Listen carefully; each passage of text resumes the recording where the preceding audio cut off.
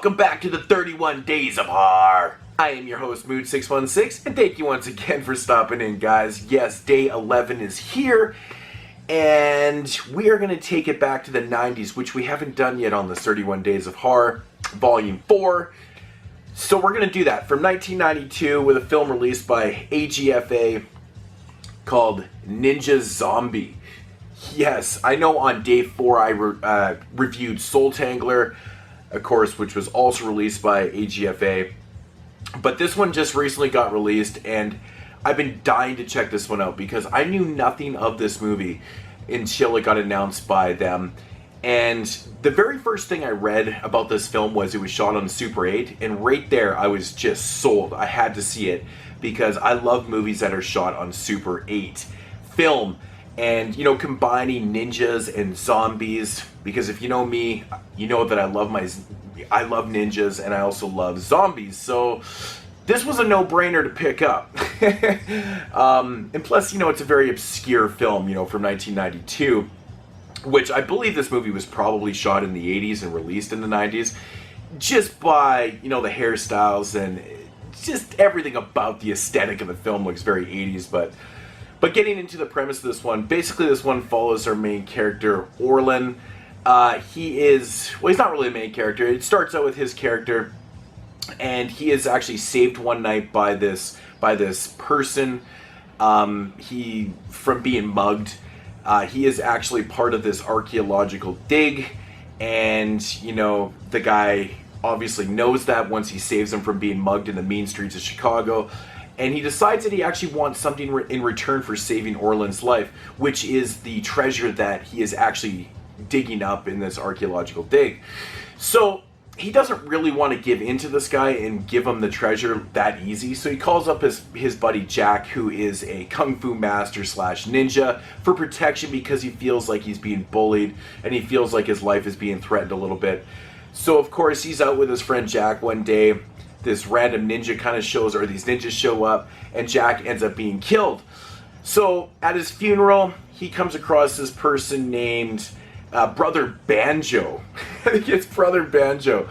And he's a voodoo priestess. So he basically, you know, they resurrect him from the dead because he needs protection against this Lord Spithrank, I think is what his name is. It's like the oddest fucking name ever for like an evil character. We're just gonna call him the Bad Ninja. So, but yeah, so he needs protection against him, and of course now they want to exact some revenge against them for killing Jack. So my thoughts on this movie? Yes, this is awesome fun. This is really, really awesome fun. I was shocked at the running time of this movie being over 90 minutes.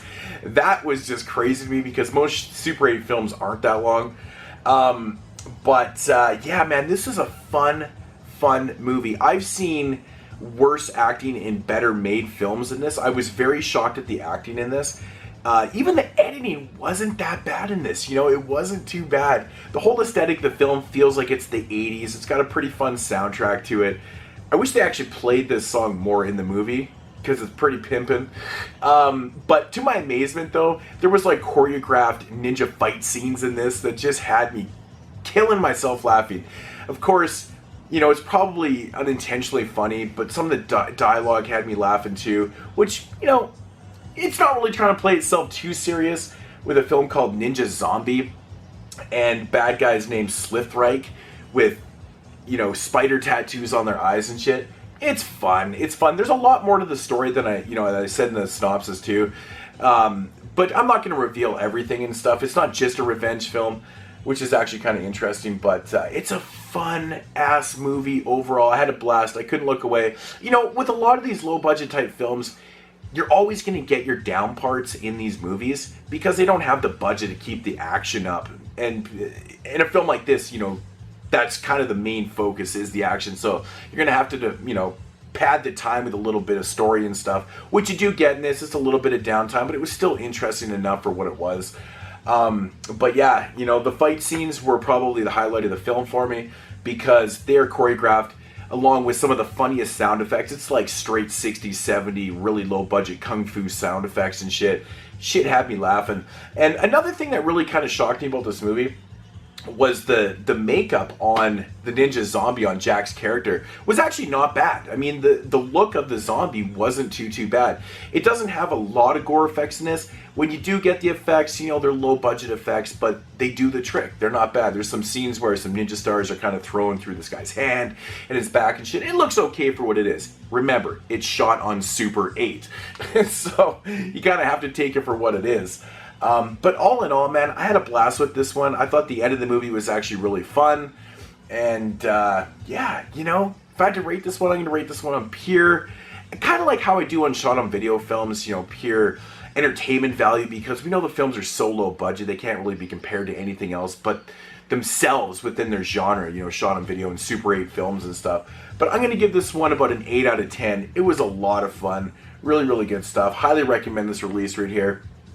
It actually says, oh, there's behind the scenes footage on here too, so, oh, and there's actually a short film by the director also, which is really cool, which I haven't checked out because I just got this in yesterday, so I'm watching it today, so, but yeah, Ninja Zombie, give it a shot, man, if you like your action ninja zombie films, because there's so many of those out there. If you like your low budget shot on video / shot on Super 8, which I love the look of shot Super 8, man, and just the way the sound is incorporated into Super 8 films, you can just, it's just so nostalgic for me, man. I love it. But good stuff right there. Yeah, Ninja Zombie, check it out. That is day 11 here on the 31 Days of Horror. I'll be back tomorrow with, who knows what the film is, and as usual, deuces!